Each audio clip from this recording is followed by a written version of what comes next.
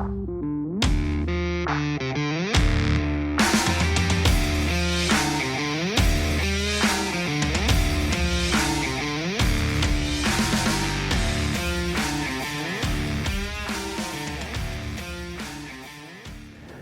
guys, it's Junior. Welcome back to my channel, Horsepower Warehouse. As you guys know, we stay really busy here. It's always cars coming and going, different service work coming and going as well. So let me show you guys what we've been doing for this past week and what has kind of shown up and made its way into the warehouse here. First and foremost, we're going to start it with this mystery car. As you guys know, I'm becoming more and more well-known for C2 Corvette restorations. This one actually showed up without me talking to the gentleman. He went directly to the boss, the owner of the company, inquired about my restoration services, spoke with him, and actually shipped the car here. So I haven't even spoken with this gentleman yet about this vehicle, but when they say the term, oh, it's not a big deal, this is going to be a little bit of a big deal. Let me give you guys a peek. Yeah, that's all I'm showing you for right now. Until I talk to the guy, this is a 1963 Corvette Convertible. Maybe a future restoration coming on. Really neat car. But yeah, that one's going to be a heck of a restore, as they would say. We had this really nice Impala SS come in. I don't know if I showed this to you guys last week. I really have a soft spot for these. I know that the purple is, I think, the more desirable of the colors that these came in, but this kind of gray blue is a fantastic color as well. We've sold quite a few of both combinations. We also had a Biscayne come in just, I believe, yesterday. Really kind of neat color combination in this. I always appreciate all of the textures and materials that they used back then with the seats. This thing is really cool. Now you guys know I'm a little bit of a Mustang fanatic. I raced these things for years, so when I get a Mach 1 with 6,500 miles on it come through, I'm like, sheesh, boys. This thing is currently in 40th anniversary, shaker hood. Love the Mach 1. Also love this Cobra. This one came in 17,000 miles. Neither of these have been cleaned up, by the way. So if they look dirty to you guys, they are a little bit through transporting. We detail every car before it makes it onto our website. But man, what a clean set of Mustangs that came through here. Really happy to be able to play with those a little bit. 65 Corvette, floated up on the Peterbilt. This was at our South store. Gentleman purchased it and wanted us to change the tires, I believe, for white walls and do a couple little minor things to it before it gets shipped out. But this car is fantastic.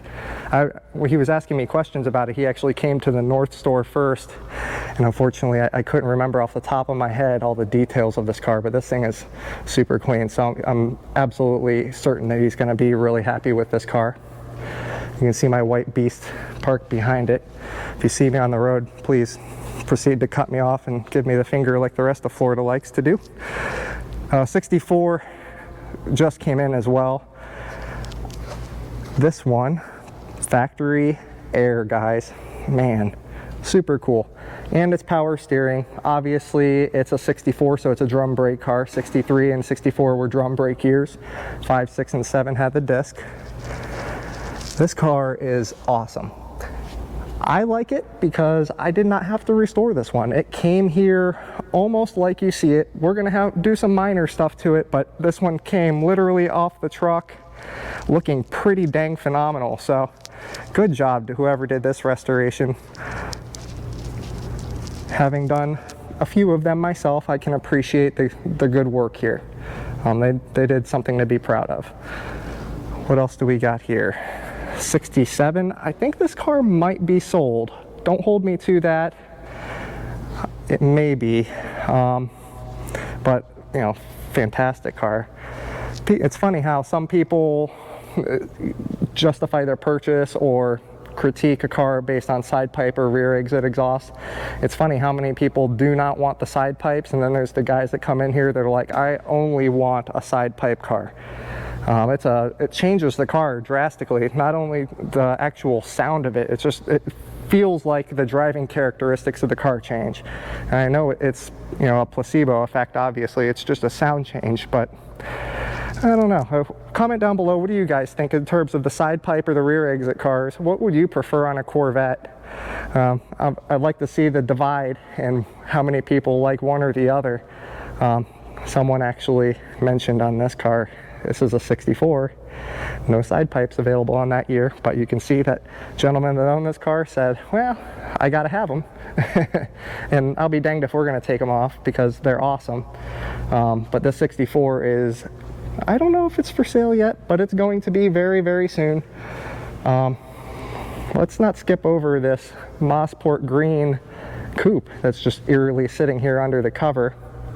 Reason it is under the cover is it's not ready, and I'm really not even supposed to show you guys this car yet, but lucky for us the boss isn't here, so haha, I can show you a little. Telescopic wheel, and what else do you guys see in there besides the pile of parts that we took off when we wet sanded and buffed it? 3-speed manual transmission. 3. It doesn't have a T-handle, it's just a ball shifter. Really, really neatly equipped car. I mean, they spent the extra money on the telescopic, but they did not spend the extra $18 on the 4-speed. I don't know how many 3-speed manuals we've actually got come through here, but it's probably, you could count them on 1 or 2 hands at the very most. In terms of 4-speed, I mean, dime a dozen. We've had hundreds of 4-speeds coming through here. A real 3-speed car. And you guys know how I feel about the Mosport green color, because I'm restoring one. But before we get over to the shop side, let me tell you about the thumbnail for this video. This car just came in yesterday, and it has a piece of equipment on it that we don't get very often in any of our cars, and I'm familiar with it through the racing world. If you guys are familiar with drag week, it's where you take your drag car and you run it from racetrack to racetrack. You actually have to drive it, or race week, with a trailer behind it. So you really need an overdrive transmission, but you still want to run it as fast as possible. How guys are getting around that, they're running the Power Glides that'll handle 2,000 horsepower, but they're putting a gear vendor's overdrive on it. And that's what this car has. Please excuse the bottom of it being messy. I haven't cleaned it up yet. But this has a gear vendor's overdrive on the back of this 4-speed transmission. So basically what that allows this to do is have an overdrive gear for every selection of the transmission. So you have first with overdrive, second with overdrive, third and fourth with overdrive. Total of 8 available gears, which is super, super cool. When you're just cruising down the street, you know, if you want the traditional 4-speed but you want more of a gear selection, apparently going down the road in 4th gear at highway speeds, this car is super, super happy. I think he said it was like 1100 RPMs at 65 or 70. So I mean, that's moving for a classic car, and for it to be at that low of an RPM, I mean, fantastic. Now, of course, that's going to change based on your rear gear ratio.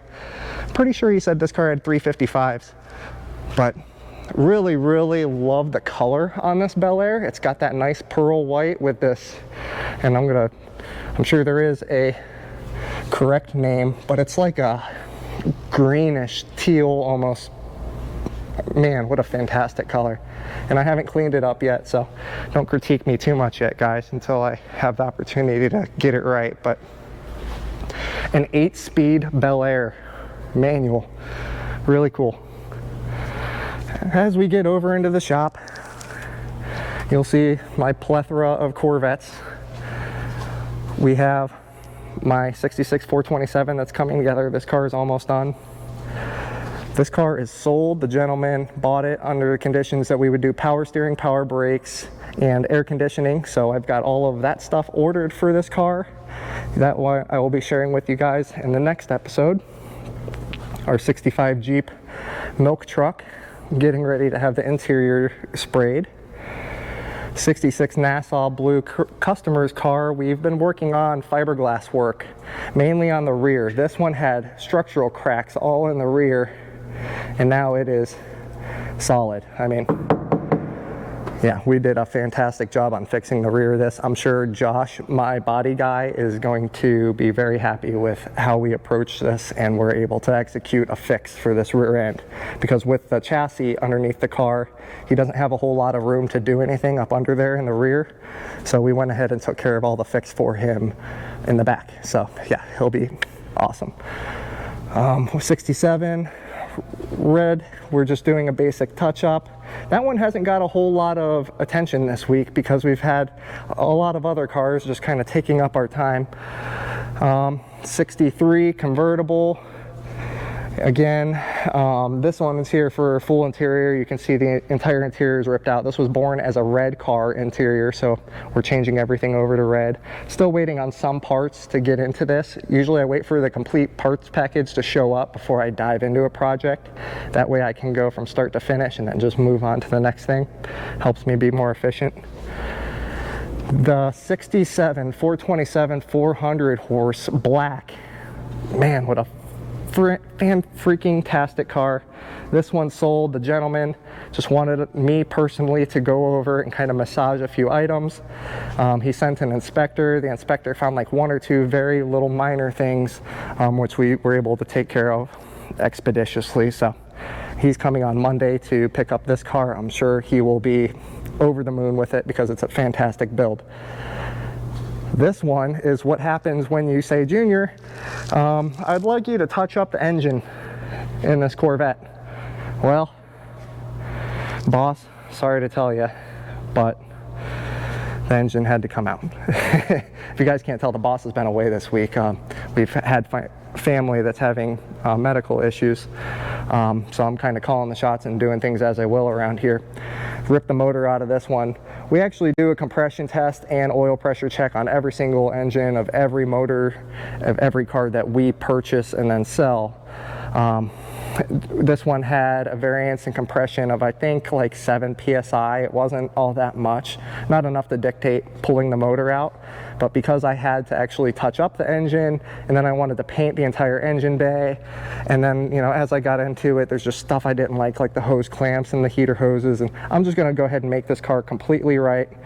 And in order to do so, you know, it's much easier to have the engine out and touch up all of this stuff, alleviate some of the minor crap that's going on under here, and I'll make this one, I'll knock it out of the park. I'm thankful that I don't have to take the body off of this car because, quite frankly, I don't have enough time to do it right now with all of the other body offs that I'm in the middle of.